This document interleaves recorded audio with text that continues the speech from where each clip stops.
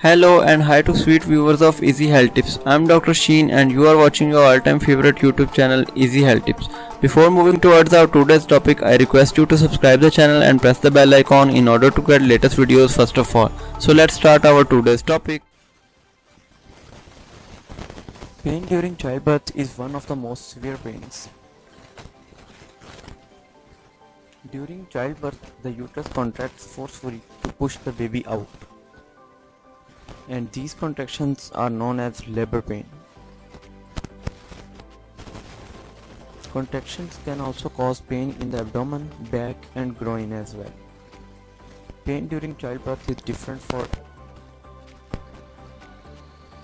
for some women. It is similar to having menstrual cramps which occur during periods, while for others labor and delivery can be incredibly painful. Even for women who have had multiple births, they can also experience pains. They can experience of giving birth can be completely different every time. Several factors affect labor pain and childbirth. These include the type of pregnancy, the position of the baby, and the previous experiences as well. The intensity of the childbirth pain also depends on the pain threshold of each woman. It's the minimum point at which a person senses a stimulus as pain. Labor pain is more painful for mothers having low pain threshold. On average, labor pain lasts for about 12 to 24 hours. In a survey, 50% of the mothers said contractions were the most painful part of the delivery. For about 1 in 5 women, pushing or post-delivery was most painful. Mothers between the age 18 to 39 said post-delivery pain was more painful. Having an abnormal pregnancy can increase labor pain.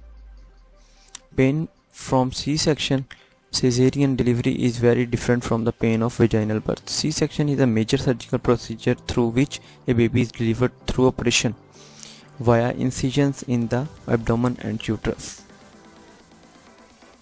The recovery time for C-section is much longer than in natural birth or vaginal birth. The number of babies being born by C-section is increasing day by day, which could be interfering with natural human evolution. C-section is leading towards the birth of bigger babies and smaller birth canals.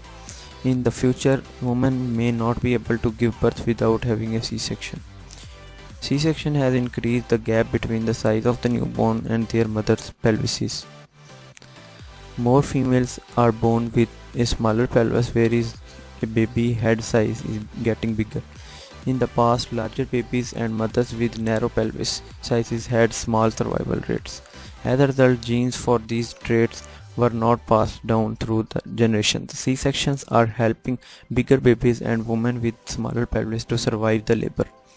As a result, genes for smaller birth canals in women are now becoming more common, which in turn is increasing the need of even more C-sections. Alright viewers, thanks for watching. Kindly share with your loved ones for their knowledge and health as well. Thank you. Alright viewers, have we finished the topic? You can give us your precious feedback in the comment section below. And don't forget to share this video with your fellows. Also subscribe the channel and hit the bell icon to show your love and support. Thank you. We'll be right back tomorrow with a new and interesting video. Till then, take care of yourself, your friends and family. Bye bye.